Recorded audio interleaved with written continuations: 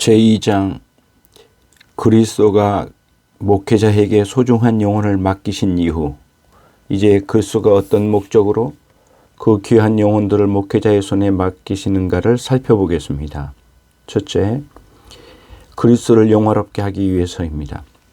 그리스도는 목회자를 통해 영혼들이 그리스도를 영화롭게 하는 목적을 이룰 수 있도록 사람들의 영혼을 목회자에게 지키고 돌보도록 맡기십니다. 하나님은 자신을 위해 만물을 만드셨고 자신의 영광을 위해 만물을 창조하셨습니다.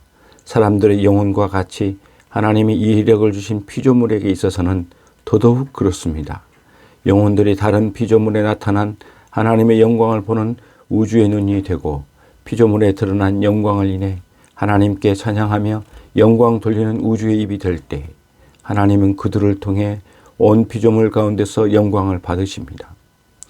다른 피조물들은 하나님이 그 속에서 자신을 영화롭게 하실 때 하나님이 그것들을 창조하고 보존하며 섭리로 다루신 일들에 있어서 하나님의 능력과 지혜가 발휘되는 대상이 될 때에 하나님을 수동적이고 간접적으로 영화롭게 합니다. 따라서 하나님은 비이성적이고 생명 없는 우주에 나타난 당신의 작품으로 그것을 보고 감탄하며 그로 인해 하나님을 경외하고 사랑하며 찬양할 수 있도록 만드신 이성적인 피조물들이 보는 앞에서 자신을 영화롭게 하십니다. 한편 이성적인 피조물들만이 하나님을 적극적이고 직접적으로 영화롭게 할 수 있습니다.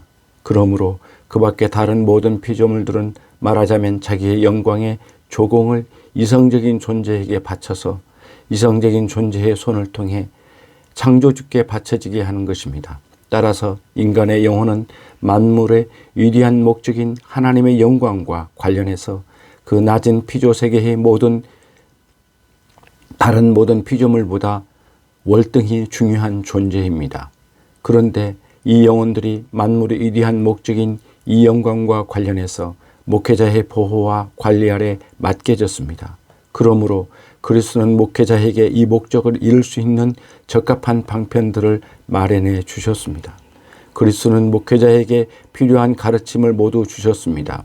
그런 가르침에는 이 큰 일에 있어서 목회자를 인도할 완벽한 기준과 지침이 있습니다.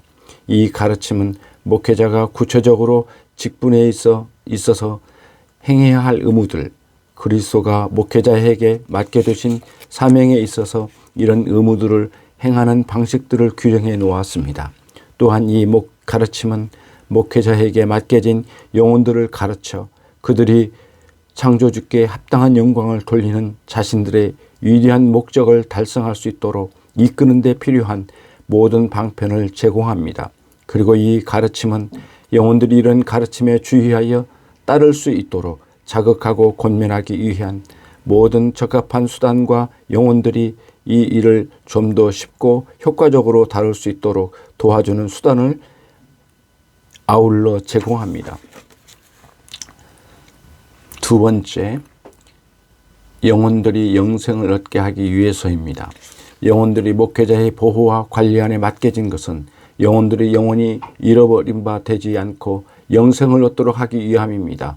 앞서 말씀드렸듯이 이 영혼들은 불멸하며 영혼을 위해 창조되었습니다. 영혼들이 이 세상에서 상반된 두 영원한 상태 사이에 놓여 있습니다. 하나는 놀랍고 영원한 영광과 축복의 상태요, 다른 하나는 형언할 수 없고 바꿀 수도 없는 불행의 상태입니다. 본질적으로 영혼은 둘 중에 어느 하나에 속하게 되어 있습니다.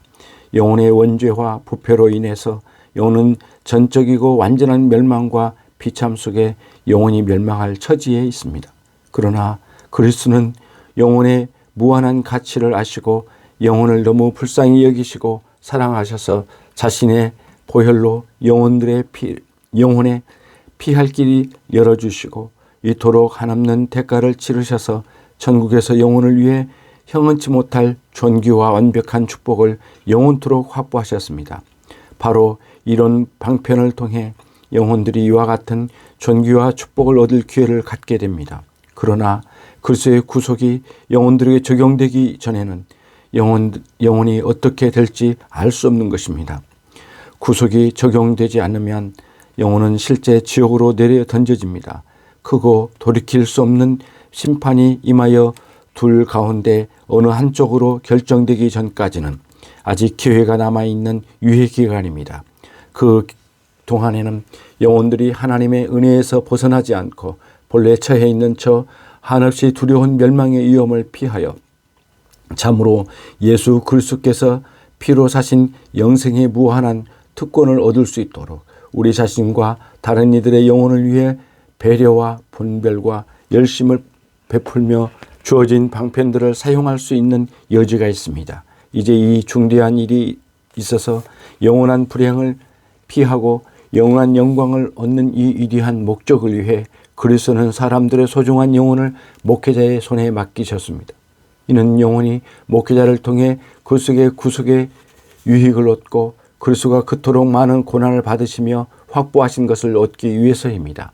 그리스도가 영혼들을 위한 생명을 얻기 위해 행하신 모든 일에도 불구하고 영혼이 참으로 영원한 멸망에서 보호받아 실제로 생명을 소유하기 위해서는 많은 보호와 방편이 필요함을 그리스도께서 아셨습니다. 그러므로 그리스도는 불멸한 영혼들을 돌보는 일을 일생의 사명으로 하는 일단의 사람을 세우셔서 그들의 손에 이 영혼들을 맡기시고 주의 집의 규례와 영혼의 구원을 위해 마련하신 방편들을 그들에게 위임하셨습니다. 이 큰 일을 행하는데 아무것도 모자람이 없도록 말입니다. 말하자면 그리스도는 목회자에게 자신의 소유물을 맡기시고 어떤 면에서 목회자에게 자신의 창고와 보고의 열쇠를 주셨습니다. 목회자에게 하나님의 말씀과 복음의 보물이 맡겨졌습니다. 고린도후서 4장 7절 말씀을 보십시오. 우리가 이 보배를 질그릇같이 가졌으니 또 5장 18절 19절을 보십시오. 모든 것이 하나님께서 났으니 저가 그리스도로 말미암아 우리를 자기와 화목하게 하시고 또 우리에게 화목하게 하는 직책을 주셨으니 이는 하나님께서 그리스도 안에 계시사 세상을 자기와 화목하게 하시며 저희의 죄를 저희에게 돌리지 아니하시고 화목하게 하는 말씀을 우리에게 부탁하셨습니다. 하나님의 말씀과 마찬가지로 그리스도가 정하신 성례와 주님의 집의 규례도 목회자를 통해 시행하도록 그리스도가 목회자에게 맡기셨습니다. 그리스도는 또한 목회자에게 영혼을 맡기는 것이 영혼의 구원의 문제를 효과적으로 다루는 데 가장 유익하므로 목회자에게 영혼을 맡기셨으며 오늘 본문에서와 같이 성도들에게는 목회자에게 순종하고 복종할 의무를 맡기셨습니다.